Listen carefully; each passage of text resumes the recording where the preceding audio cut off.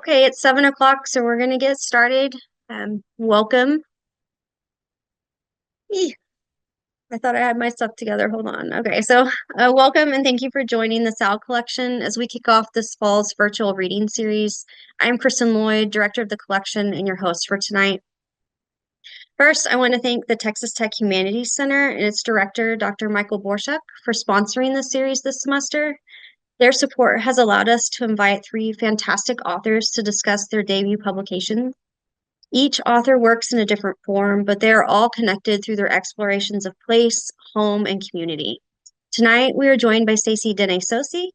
Next week, Deborah Jackson Taffa will be here to discuss her memoir, Whiskey Tender, and in 3 weeks, eBay Liebenberg will read from his forthcoming poetry collection, Birds at Night. And just for the record, if you hit any of the Humanities Center events this semester and next, they will be handing out copies of these books. And so I'm going to drop dates and registration information in the chat for everything we talk about tonight. And if you are in Lubbock, the collection is partnering with the Museum of Texas Tech and the Barry Lopez Foundation for a series of events in conjunction with the exhibition From Here to the Horizon, Photographs in Honor of Barry Lopez. Now, if you will please mute your microphones and turn on your cameras if you feel comfortable doing so, and allow me to introduce Stacie Denetsosie and the Missing Morningstar. Stacie is a citizen of the Navajo Nation. She is from Arizona, but currently resides in northern Utah. She is a recipient of the U-Cross Native American Fellowship.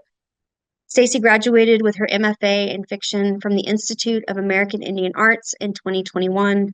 Her work has appeared in Yellow Medicine Review, Phoebe Magazine, and Cut Bank. Her debut short story collection, The Missing Morningstar, has been called eclectic, surprising, and inventive, full of stories carefully tended and written from a relationship with an ancient home, complicated place. It won the 2024 Willa Award for Multiform Fiction, recognizing it as among the best writing that features women's and girls' stories set in the North American West. It is a 2024 Southwest Books of the Year winner, a long list nominee for the 34th annual Reading the West Book Awards for debut fiction, and a 2023 Indies winner. Please welcome Stacie Denetsosie. Thank you. I'm really excited to be here today. I will be reading Snow Bath Season because Kristen suggested it, and I really love this story. And yeah, let's jump in. When she left this world, stars were no longer peaks into heaven, but the gaseous, volatile things that we learn about in astronomy class. And the moment an inkling of light glinted off your eye, it had already traveled light speeds to get there, and would wink out of existence in the very same blink. Daddy and I didn't eat right after our star stopped shining, but the power stayed on, the bills got paid, and Mama's Alexa kept playing the oldies country station right at 5:45 like she programmed it to. It's just enough time so that when I punch off the clock, I know that right as I walk in through the door, the music starts. A year later, Alexa still goes off singing, even if it's just me. In 1814, Alexa, stop. Johnny Horton doesn't get to finish the Battle of New Orleans tonight because I have to make dinner, and defrosting last season's elk doesn't taste good with a little bacon and a little bean. Tonight, I'm making Daddy some stir-fry elk with a package of meat Mama labeled rump roast in large looping letters that look like little lassos. I unsheath the roast and drop it onto a plate. Once that sucker is good and defrosted, I transfer it over to a frying pan and brown it real good until it's almost dry and falling apart. Then I piece it with 2 forks and add frozen broccoli and carrots, which usually brings back some of the moisture. But with teriyaki sauce, you can make it as juicy as you want anyways. The kitchen smells like fall harvest as the warm, buttery smell of squash cuts the zucchini's bitter green scent. Can you say that again? Alexa says, just as I pour the sauce into the gurgling vegetables. I turn around abruptly. What the hell? I look up at the Alexa, a helicopter of blue LED lights spinning on her round interface. For a minute, I'm not sure if the Wi-Fi went out or if it's just the government spying on me. Sorry, I don't know what went wrong, but if you let me know, I can do more research. Damn you, Alexa, I say, tucking the spatula into the crook of my elbow to get a better look at the machine. The blue lights stop blinking, and I return to my vegetables. The ice crystals have melted off the zucchini chunk. chunks, and the elk meat swells with new moisture. A high-pitched whine grates across tinny speakers, sounding like a fiddle from hell. I jerk back, my spatula clattering to the floor. I turn to face the screeching Amazon Alexa. The speakers pop distinctly as the sound creeps up higher in decibel. A flurry of colors flash across the LED interface. It pulses cobalt, which blends into a bright lime green. The kitchen lights go out. The only light in the room is the Alexa, who sends up a single blue ray on the kitchen wall. I raised you better than that, Diana, Alexa says. But this time she doesn't sound like herself. Instead, she sounds like my mother, but her voice is different. A low-quality speaker scratch that doesn't capture every drawn-out vowel, but it's her. I'd know that scolding tone anywhere. What the? I shake my head and sink to the floor, groping for the spatula. What if this was some new Amazon shit where they bring back your loved ones from the dead for a monthly subscription? Indians know better than to mess with the dead. From beneath the stove, I hear the air humming out from the Alexa as if she's overheating. Are you just gonna look at me all bug-eyed? Get me down from here. My mother, the Alexa commands. Her voice is tuning in clearer now, kind of like when the Navajo Nation radio station becomes clear just as you pass over the San Jose River. I drop my spatula and lunge for the plug. Don't you dare! I just want to talk to you.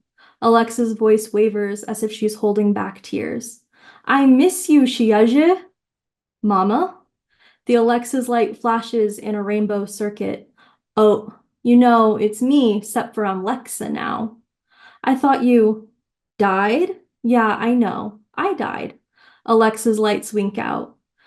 I smell my burned veggies before I turn around and try to hurry and scrape them off the pan. The bottom layer is all a loss, but the upper layer is still edible. I turn off the burner before I turn back around to the Alexa. Alexa? Hello? Hi, how can I help you? Alexa asks. My nervous excitement dissipates all at once. Did I just make this shit up?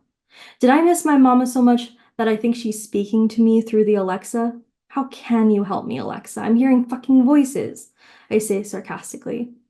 I'm glad you asked. I can help you with morning activities, relaxation, the weather, and more. The weather, the weather. Oh, the weather. Diana, it's snowing in the mountains. We need to take our snow bath. Mom? I lunge over the kitchen chair and hop on top of it to retrieve the Alexa. Yeah, what? Remember? I'm Lexa now. I pull the plastic modem into my chest and hug her. Oh my God, you need a new bra. I can help you order that. Just say, Lexa, order me a new bra. Mom, what the heck, I say, pulling the cylinder away from my chest. Sorry, Alexa sighs. I just miss taking care of you, baby. I miss it too. Daddy only buys me sports bras from Walmart. Alexa whirs purple. How is he, your daddy? Her tone is apologetic. He's getting along. I think he needs someone, I say. Me too. I checked his phone and his Facebooks. Tell him to ask out that nice lady from the grocery store, the redhead. Okay. A silence extends between us. We need to go soon, Alexa says. You weren't kidding about the mountains? No, she says. We need to do our snow bath. I think back all to those first snowfalls. Mama yelling at me to hurry. We'd strip down to our chonies, leaving socks and sweatpants before we reached the back door. I remember it so clearly, the bite of the snow shocking our stomachs and backs, Mama's puckered stomach stretched with the memory of carrying me, and that silvery line that ran from her collarbone to the center of her chest and disappeared behind her Playtex bra band. That scar kept time and kept Mama ticking. She got that pacemaker at 33 before she even knew she was living with a rare heart condition. That scar was a reminder that even the heart could grow tired of being reminded to beat. I didn't understand at the time why it was fair that my skin clung tight to sinew and bone, unmarked by nothing except goosebumps, and my heart thudded evenly without a murmur or a hiccup. Why I was gifted with a life of ease when Mama was living on electric time. I can take us to the canyon. I think there's snow there. But you can't unplug me. Do you have a cigarette lighter? One of those charger things? She asks, flashing orange. Yeah, Dad bought me a new CD console. It has a USB port, I say quickly. BUS port? If it charges, it should work. You're gonna have to unplug me real fast. Run me out to the car, but start the car before I get in. If I get unplugged for too long, I die again. All right, be back in a second. I run outside. Dusk has fallen upon the mountains in my backyard. The trees look like black lace against purple satin. Above the trees, stars wink absently. I start my old Pontiac Grand Am, and she starts with a shudder that builds to a steady growl. Once the car starts, I run back inside to retrieve my mother. I gather up all her cords. Are you ready to be unplugged? I asked. Hurry, okay? Alexa says nervously. I pull the USB from the power box. Alexa blinks unevenly. I scramble down the stairs and out the back door of the house to the open arms of the Grand Am. Just one more second, Mom. I land knee first on the velour seats, steering the USB cord into the port. Plugged in. I swing my knees beneath me, so I sit seated. Ma, you there? Ma. I seem to have disconnected from Wi-Fi. To reconnect, download the Alexa app. The yellow halo loops on Lexa's head, worrying her back to life. Whoa! That shit fucks you up, Lexa says suddenly. Mama, I say, covering my mouth. What? It doesn't feel good dying. Feels like dying it doesn't feel good. Feels like dying all over again. But now I'm all back. So don't worry, baby, she says. Is Smithfield Canyon all right? I ask. If there's snow there, that's where we need to go. Lexa blinks green. If my mama was here, I'm sure she'd smile. Lexa, why do we do snow baths? I ask. Good question. Let me look that up for you, Alexa says. A thread on Reddit says that traditional Navajo beliefs for snow baths is to occur after the first or second snow of the season. Navajo elders say that the snow bath will teach endurance. Stop, stop, stop. Who cares what Reddit says? Your grandma says it's to make you tougher, so that you can get through anything and not give up. You need to toughen up, she used to say. Life is not easy. When I'm gone, you need to teach yourself how to survive without me. I need to know that you can survive without me, Lexa says. I imagine my mother sitting beside me, her hands heavy in her lap after her last heart appointment. What even happened? Lexa has all these automated responses. So if you ask me one of those questions, she answers. She tries to take over. She's a strong whore, this one. Okay, I'll be careful not to ask those kinds of questions. Taking over Lexa got me really tired. I need my rest. Let me know when we get there, Lexa says. Within 15 minutes, a familiar narrow canyon road stretches out before me. My dull yellow headlights reflect off the snow that drifts across my windshield. My daddy calls these kinds of drives hyperspeed on account of he's a huge Star Wars fan. I keep driving the winding road until I reach the gate. Campsites and road closed for winter. We've gone as far as we can go, Mama, I say. Lexa's lights blink a soft orange. This is it, baby. I need you to take us both for a snow bath. I want this for you and me. That's why I came back. After our snow bath, I need to leave and go back. My heart stutters. No, you can't go back. I just got you back. You can't leave me, I say, my voice raising. My eyes feel hot. Baby, I like where I am. Out there, I get to be with my mama and papa, and God knows I miss you. But I need to know you can make it through this life. Please take this snow bath with me. I know we didn't have much words before I left the first time because I was so weak, but now this is my one wish. Lexa's light is blue. A tear rolls down my face as I stare at the plastic white console on my seat. Where will you go? I ask. Back to Father Sky and coyote stars and your grandmother's stories. And to that spot on the moon, the one I told you that was a caterpillar making its home, and the cornfield at dawn when the sun makes the stalks stand tall. My tears are hot now. I open the Pontiac door to the wind. Snow flurries down, melting as soon as it comes in contact with the heater-warmed vinyl. I peel off my shirt first, then my pants, and my body shudders in the winter air. I remove my shoes, one boot at a time, and unsock my feet, until at last my body is naked, of all cloth except for my chonies. I feel my hair prick on my legs as my unclothed body responds to the sound of winter. I gather my mother in my hands, her plastic body small as a hockey puck. I walk across the empty parking lot to the snow-laden field before me. Snow crystals glint off the newly risen full moon. The whole valley before me pulses a dull blue. I send myself into the nearest snowbank, clutching my mother's round body. She begins to hoot and sing. I feel my nasal passages swell with warmth that freezes upon touching the air, and the throb of my soft palate as the fervor of my pitch matches that of my mother, until our voices are inseparable from one another. She sings until the power drains from her body, until, at last, I am singing alone. I roll my stinging body across the snow, feeling the fresh burn, the chafe of memory, and an umbilical cord kind of love. My cold fingertips tightening around the round disk of my mother, my moon, my universe. Thank you.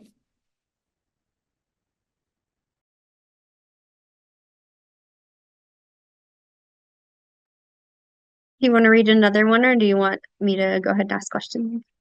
Um, I can read another one. Yeah, go I'll for it. read a shorter one. This one's called A Sheep is a Body of Knowledge. Based on your herd, it's best to pick a yearling female or a wether. Select your sheep after the monsoon season when they are at their fattest. Check the tail and the sternum. If they feel like a corn cob, the sheep is too skinny. Pick a new one. Pay close attention to the bend of their shank. If selecting a yearling female, check her lower abdomen to ensure that she hasn't been bred. Feel for lumps with your fingertips breaking through the winter-crested wool fat that is yellowed gray. Terry was in his mid-30s when he met my mother. At 18, she could run all 40 acres of the homestead by herself. She knew the boundaries of the grazing permit, where the water pooled in the divergent dam during seasons of drought, and the weak sections of fencing along the perimeter of the dock. From 6 in the morning to 8 in the evening, Mother herded the sheep in a clockwise rotation from the sheep corral to the windmill, back to the homestead each day. Terry followed her in his yellow truck named Tweety Bird for 3 months. At first, my mother told him to leave, clucking her gelding up steep Navajo sandstone formations where Terry's rigid truck suspension could not crawl. He'd watch her up there, a sentry against cobalt skies streaked with thin stretched wool clouds. He had a wife, but he wouldn't leave her alone. She tells me, I was stupid. I wanted true love, so I gave him a chance. Cross-hatch the legs of your sheep and tie baling twine around her ankles. It helps to have someone else hold the legs as a partner ties the knot. If you do not tie tight enough, the yearling could kick loose. Do you know why you never got pregnant? He was snipped. Mother looks incredulously at her cousin. Gossip has an expiration date, and this revelation occurred 20 years too late. Mom shoos my brother and me out of our local diner. My stepdad is already outside warming the truck as sleep melts off the heater-warmed windshield. Using a block of wood, expose the yearling's neck. Prepare your bowl to collect blood to set aside for blood sausage. A truck is pulled up next to you. Your aunties wait expectantly with their knives. Your family has been doing this for generations. The blood spatter never bothered you. In fact, it's a hallmark of many of your fondest memories. When she was 13, Her mom tried to marry her off to a 28-year-old. He was part of the Indian relocation, and he was promised a house. Grandma wanted me to get the house. The groom's family came over with a concho belt and fabric to pay the dowry. Mother said that she cried for a week straight and made plans to run away. Grandpa said to Grandma, "She hasn't even had her period yet." Grandma said, "It'll happen." Grandpa made Grandma send back the dowry. The groom ended up marrying another one of Mom's cousins her same age. She has 8 babies for him, and he punches out all her teeth. To skin the arms of a sheep effectively, break the ankle bones at the joint and listen for the synovial snap. Cut into the tissue between the ankle and the Achilles, but don't sever the tendon. This is how you will hang the body.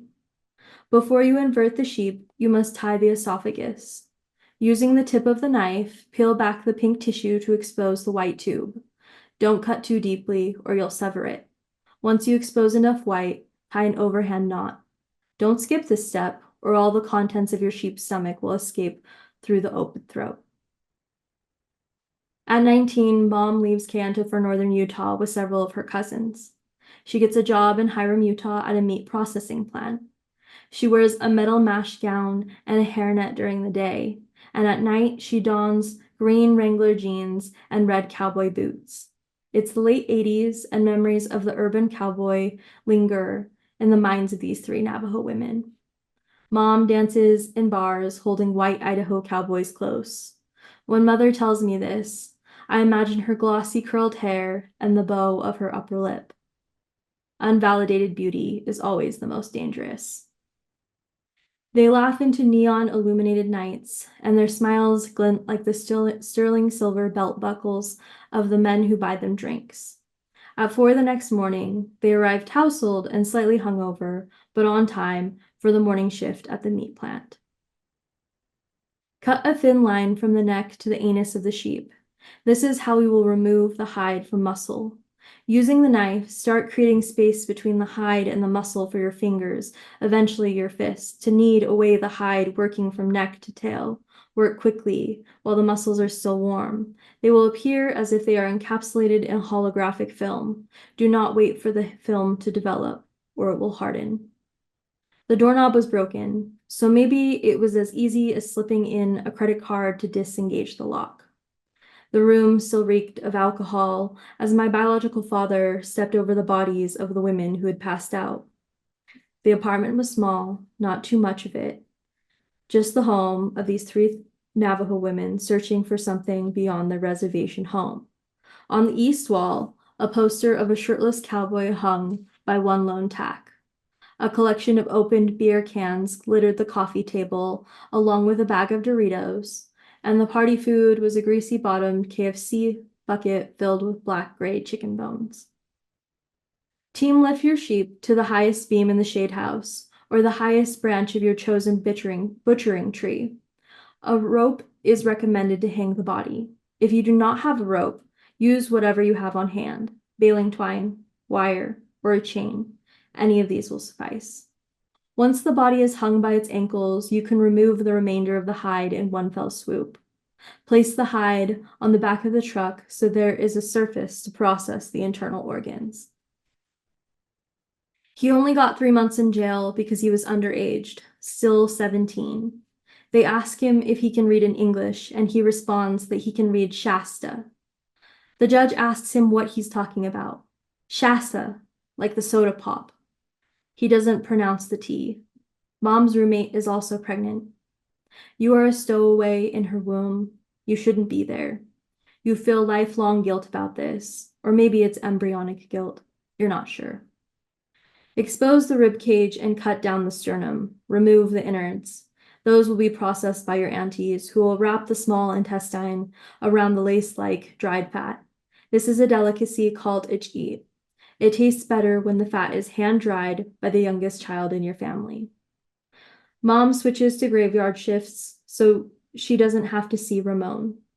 One night, after her shift, she is walking alone to her car. Ramon leaps out and kicks her in the stomach. However, she isn't alone. She's with her cousin, whom I've never met. He's a really big Navajo guy. Mom motions with her arms, and she chuckles as she tells me, and he beats the shit out of that guy. Ramon crawls under a nearby car, and then he says, "Damn, I really need to take a piss." So he pisses right next to that car that the guy is under. Start again between the sheep's legs.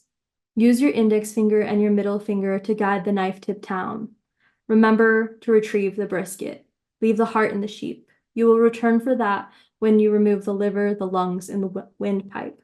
They will all come out in one piece. Did he ever meet me? I asked my mother on the same car ride home from Kyoto, where she's disclosed these stories I've never heard. We're in between towns in a long stretch of bleached desert between Moab and Price. He met you once when you were an infant. He brought his girlfriend from Mexico. She didn't want to hold you. I closed my eyes, imagining my infant self in a strange Mexican woman's arms. Mom is standing in the hall of that same apartment, arms folded over her milk-sore breasts. He forced his girlfriend to look at you. He pulled her jaw real hard and she looks at you. You remember that she looks through you. Ramon talks to his girlfriend about being a stepmom to me. In a life where I speak Spanish and am adored by an abuela I will never know. Mom calls over her cousin, who leans on a door frame with his arms above his head. Ramon and his girlfriend leave promptly. Now you may remove the heart, the liver, the lungs, and the windpipe, but you will leave the kidneys on the backbone. The sheep's body should be hollow now, cavernous, empty. Mom went on one date with Ramon after I was born, at the urging of her friends. He's a nice guy, he's grown up. They meet at the local diner. They are served chicken fried steaks and mashed potatoes on oval plates trimmed with 3 brown lines. Silverware scrapes fill the space between Mom and Ramon. He starts talking about sex. He's been having it since he was 8 years old with his teacher at a Catholic mission school in Mexico. Disgusted by the topic, Mom excuses herself, crawls out the bathroom window, or walks out the front door. She can't really remember which. Make 2 back strips on each side of the spinal column, set aside. I've been watching you since you were little, Terry admits to my mother after making love to her for the first time. De-arm the body in one piece so they appear like wings. Mom comes back every paycheck to see me. Grandma claims me as her own and tells Mom to forget about me. As an infant, I'm constantly sick. Grandma takes me to the Kayenta IHS. Behind green pole curtains, the nurse tells my grandmother that I have enlarged tonsils and may be at risk for asthma. It may be due to the child's parents' drug use. Except for my mom doesn't do drugs, and my grandma knows that. My biological father did drugs. Do drugs impact sperm health? Remove the left and the right leg by popping the hip out of the socket. The pelvis should appear like a butterfly before you. Locate the coccyx, make an incision, and follow the cartridge between the backbone and the rib. Congratulations, you have processed your sheep's body. I tell my mother about a time when I was little, 6 or so, and she goes inside the Del Monte Cannery office building to pick up her paycheck. It's an east-facing red brick building with a sun-faded sign. The nearby plant reeks of green beans and sweet corn. It's massive. I'm standing in the driver's seat of the car. A Mexican man comes up to the window of the Geo Metro. He smiles at me and waves. I do not wave back. Cupping his hands around his eyes, he leans towards the window to peer through hand binoculars into the vehicle. He tests the door handle, pulling it like the plunger of a pinball machine or the arm of a slot machine, a gambler's pull. But the car door is locked, and his breath is fogging up the glass, and the office doors are green, and I wait for my mom to exit.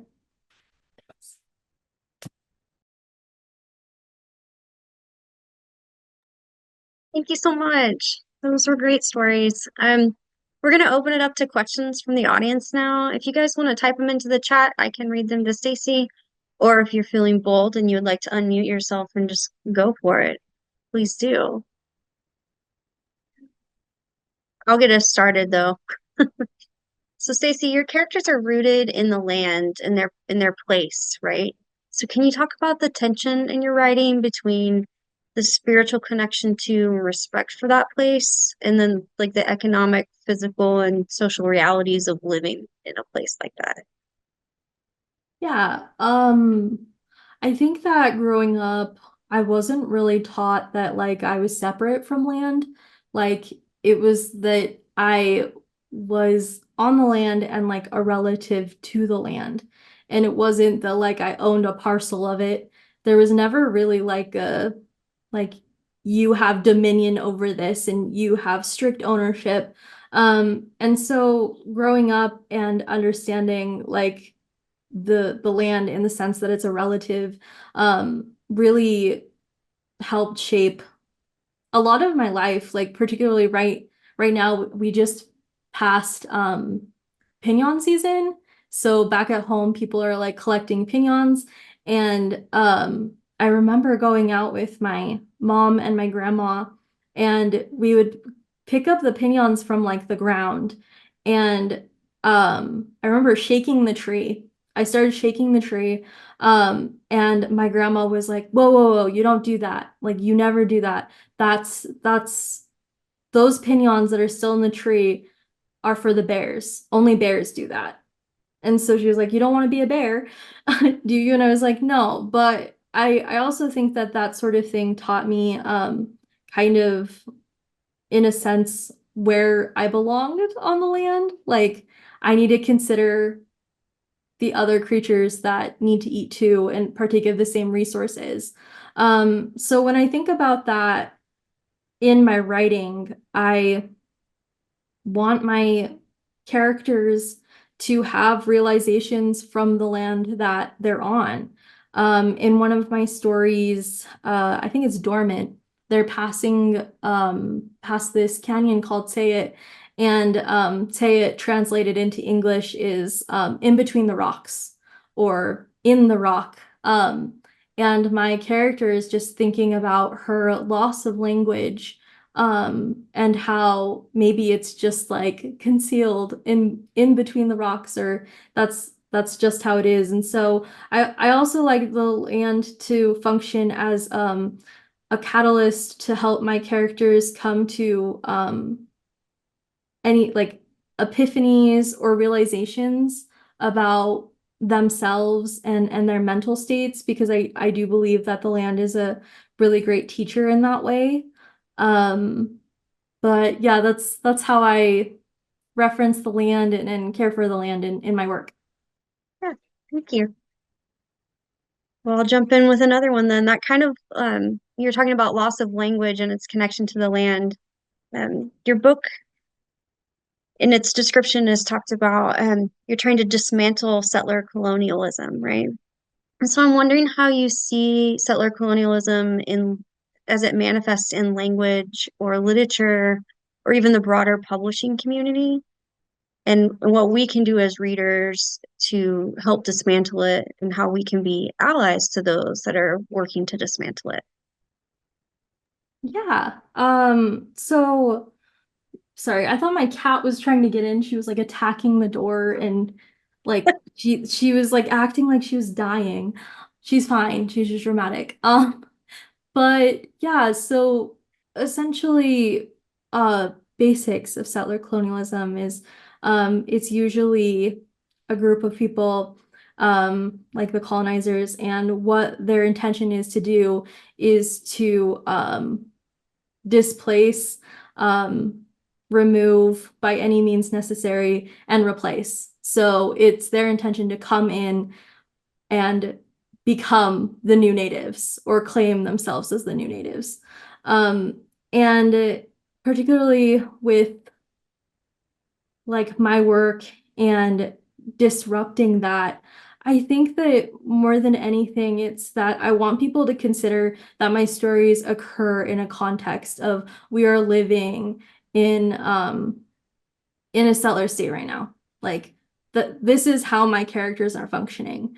And the decisions that they've had to make in their lives are impacted by the generations of like historical trauma that their ancestors have experienced. Like there, and if you think about it, there's a lot. There's disposition, dispossession of land. And like I look at people, particularly in my community here in I'm not in my ancestral homelands, but in northern Utah, and there's individuals who are fourth generation farmers, and they are benefiting and reaping the benefits of that land, but that land belongs to the Shoshone Bannock people, but they are removed onto a reservation and they have no access to that sort of generational wealth. And so there's just that feeling of like dispossession. And I wanted people to read my characters and see like that people, like particularly Indigenous people, our lives are not difficult and gritty just because we make it that way. It is because that is something that has been forced upon us. And now we just have to figure out like how to thrive in that sort of setting.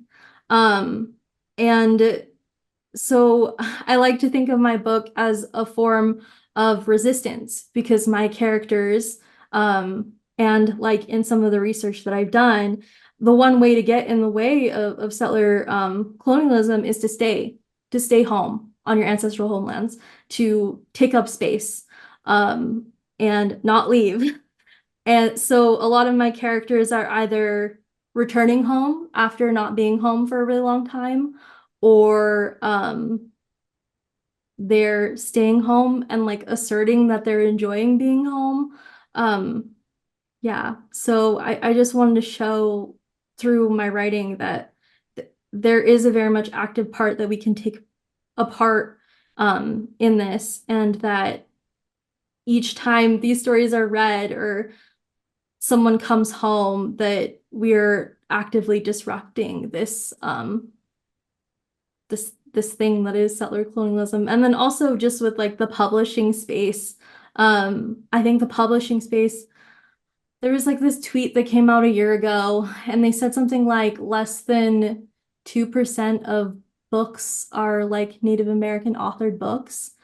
And yet there's a lot of people in my community right now who are like, we're having a resurgence in like, we're having an Indigenous literary renaissance, but that Indigenous literary renaissance is still happening with just like 2% of publications, like in all publishers worldwide. Um, and so I think that if I could talk to publishers, I'd be like, get more and accept more Native works, because I think that we have a lot to say, and our perspective is definitely unique. And um, yeah, that's that's my answer to that. Thank you. I'm pretty sure Molly has a question.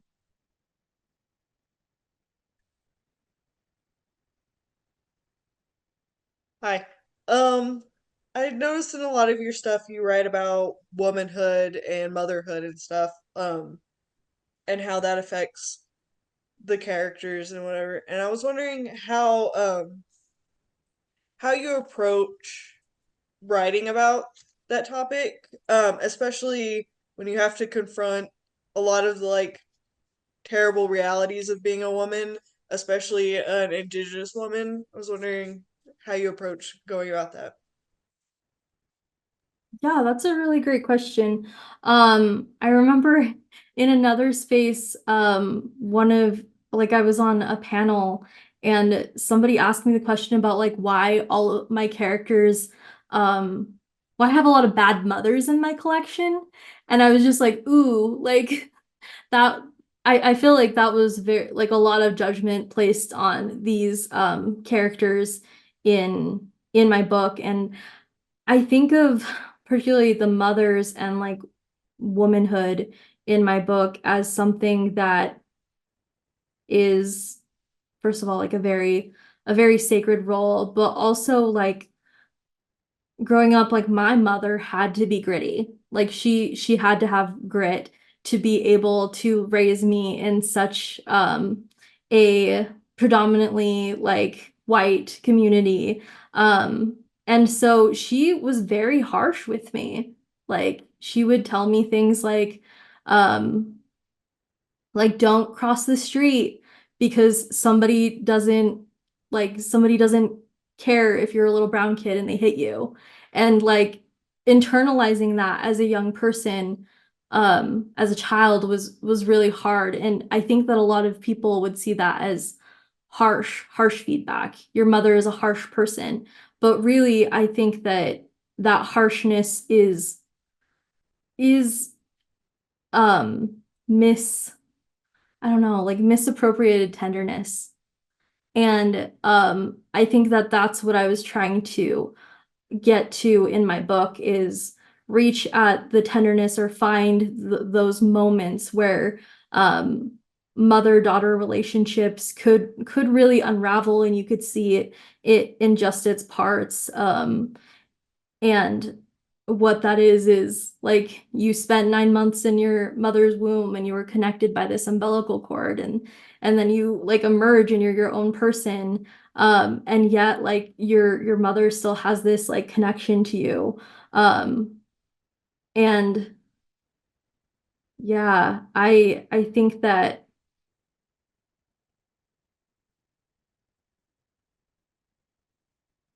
I like writing complicated mothers because that's what my mother had to do. And then particularly writing about women, it's our role is very important in our communities. And becoming a knowledge bearer and like passing that on to the future like generation that's coming up is a role that I take very seriously.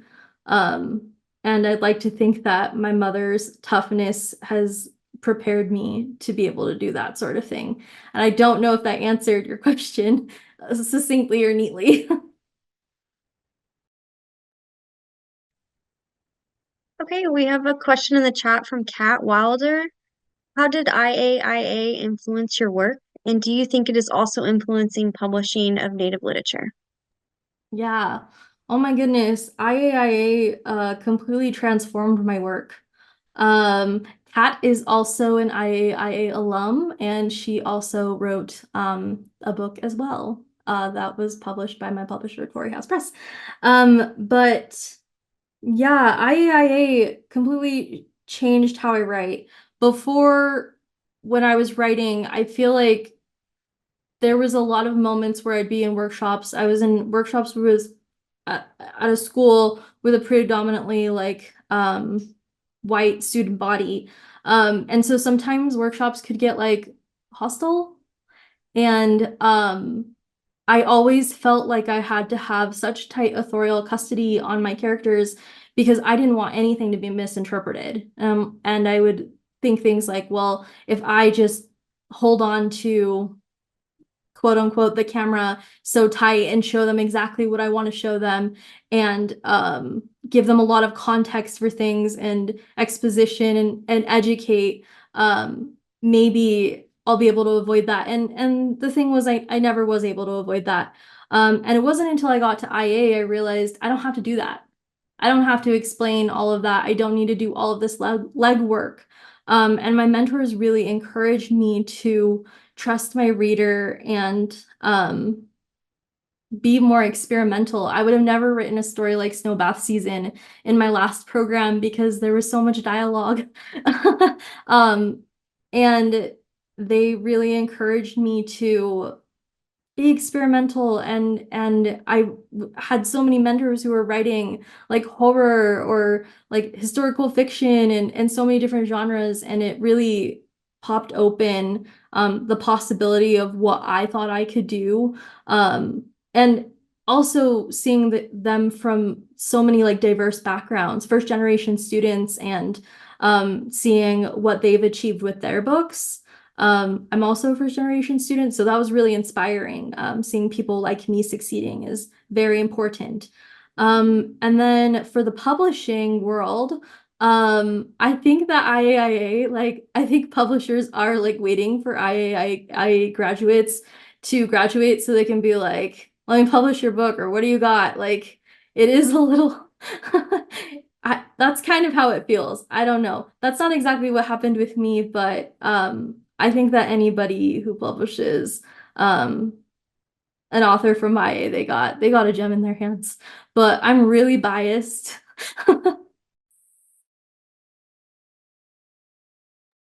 So what authors are you reading now? Oh boy. Yeah, that's a good question. Mona Powers, who else? I was like holding, so there's like Council of Dolls, there's Morgan Talty's two books, Fire Exit and Night of the Living Rez. Night of the Living Rest. I could see Yeah. the cover. Um, oh, also Kinsell, Drake's new poetry collection, The Sky Was Once a Dark Blanket. Um, I also have another colleague that I blurbed her book, and I think her book is coming out in the spring. And she's also a Dinet author, and her name's Amber McCrary, and it's called Blue Corn Tongue. And oh, I adored it. It was very like desert sensual, and that was a different experience to read. But yeah, and then between that, I'm reading like cheesy romantic comedies like The Summer I Turned Pretty, because with heaviness there also needs to be levity, or else I feel I'm very so superstitious in that way, and I'm like, I don't want to get trapped in the depths of my emotion, or else I'll just be sad all the time. Okay. Do we have any other questions for Stacie tonight? One real quick. That first reading, I thought it was just very interesting. Like, how did that idea of the Alexa Echo, like that whole linear storyline come about? Like, what just inspired that? I was curious. Yeah, what inspired that was I got my mom. My mom is like a very traditional Navajo woman. And she told me that she wanted her phone to play country music at 5:45 when she got off work, but she was like, I don't know how to do that. And so I got her this Amazon Alexa, and she had it in her kitchen. And one day when she was on the phone with her sisters, they were talking in Navajo, and the Amazon Alexa like turned blue and it lit up, and it was like, I can learn key phrases in your language if you want to teach me. And my mom thought it was completely scary and unsettling. And so when she told me this story, I just like, my mom also has a thick like Navajo accent in her English. And so it's like, what would it be like if Amazon Alexa was a Navajo woman and had this like Navajo woman accent, and how would that happen? Why would that happen? And so I had the idea of the mother returning, like her spirit returning and occupying the Amazon Alexa, and talking to her daughter and asking to do the tradition of snow baths. And yeah, so there's always, usually all of my stories are inspired by some instance within my life. And then I usually try to ask myself like, what would make this like interesting or different, and then I try to complicate it.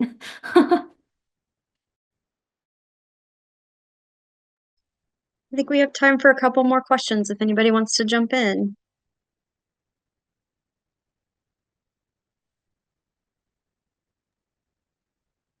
I have a question, just a pretty simple one.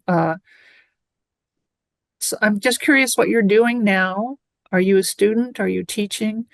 Are you writing still? And if you have a current writing project that you're working on that you can talk about at all. Yeah, so I am working right now. I work at Utah State University, and I'm teaching my first creative writing class. And it's really fun and I love it. And then I also work in USU's Native American Cultural Center, and I help mentor Native students and help them with lots of different things, mostly just like navigating college. And as for projects, yes, I am working on something right now. I am working on I'm seeing it as like a horror thriller. There is a school that's 20 minutes from where I live called the Intermountain Indian School. And I had a really creepy dream about it. And that's all I'm going to say because I'm also superstitious. Okay. Okay, thank you.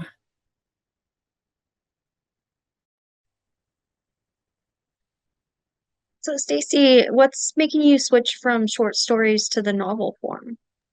I've always wanted to write a novel. I think that honestly, like my formal education ruined me with writing short stories. Like we didn't have any like novel workshops in my undergrad or my first master's program, so I got really acquainted with the short story form.